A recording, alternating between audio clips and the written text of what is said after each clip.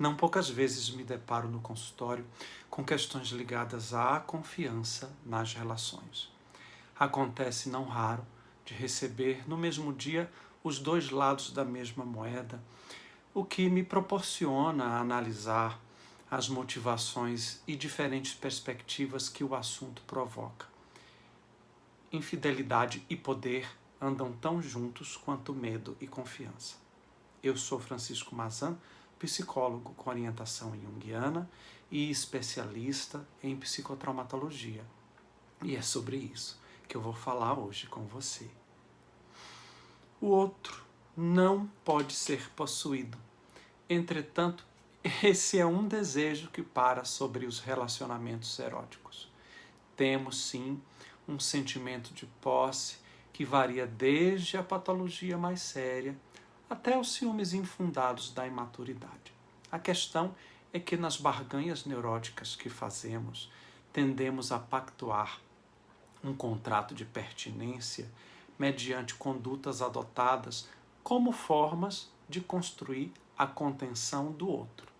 Em face desse contrato, é natural o desencanto e a mágoa quando uma de suas cláusulas foi quebrada, principalmente e quando as duas partes deram a entender que concordavam com ela. Seja por traço de caráter, seja por arrebatamento dos instintos, ou mesmo por sabotagem inconsciente.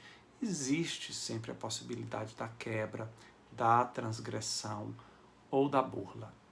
Eros sempre estará flechando e toda vez que isso acontecer, nos será requisitada uma decisão ética, até porque desejo não implica em realização irresponsável se existe o prejuízo do outro.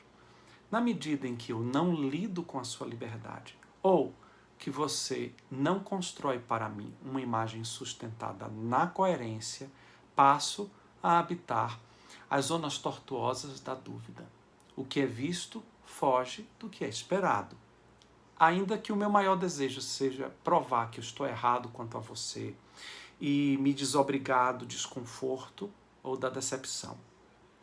Se eu tenho pouca consciência sobre as áreas de sombra em mim, tenderei a vê-las em você, o que nos chama a atenção para um tipo diferente de desconfiança, aquela que projetamos no outro.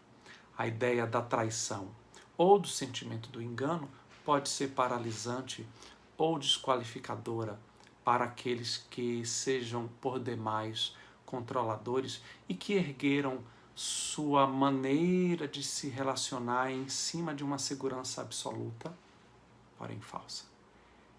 Inclusive porque é bom lembrar, quem trai ou engana o faz na busca de suas questões e não necessariamente por uma falta do outro. Aliás, a burla foi sobre a cláusula, não sobre a pessoa, a não ser sobre aquela que, em transgredindo ocultamente, acredita salvaguardar-se realmente de alguma coisa, quando muito possivelmente permanece no auto-engano.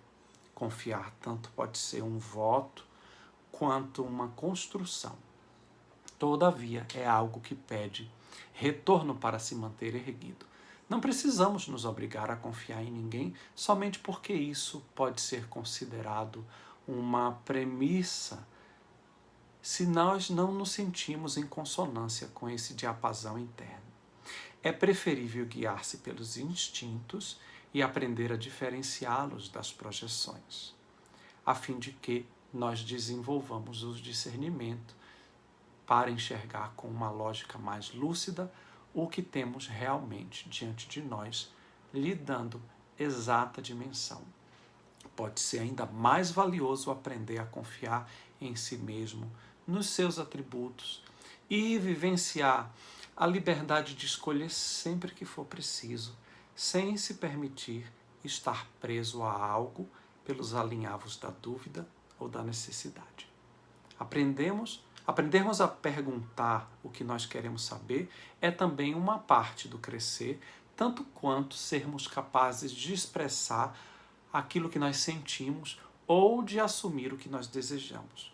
Homens e mulheres conseguem ser mais inteiros se são competentes em assumir seus atos e suas escolhas, ao invés de preferir esconderem-se sob as escusas que preservam uma ilusória imagem de si mesmos que logo será desmascarada. Oportunizar ao outro uma possibilidade de reparar um deslize é devolver-lhe sua responsabilidade sem precisar anular-se na obscuridade das relações de dependência, permitindo-se, além disso, reavaliar antigos encaixes e rigores. É algo que pede tempo e observação. Se você foi ou se sentiu enganado e não confia mais, pergunte-se se consegue dar conta de permanecer com quem está sem se ferir e sem torturar o outro. Um deslize não configura o caráter de uma pessoa, mas um comportamento. Tampouco nos dá o direito de sentenciarmos alguém. Quando isso se torna costumeiro, já existe mais material para se analisar e pesar na balança.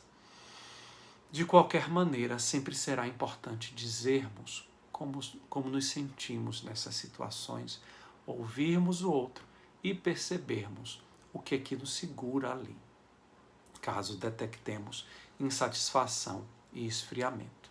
Se existe algo de que precisamos lembrar, é o fato de que a escolha precisa ser sempre nossa. Pense nisso e até a próxima.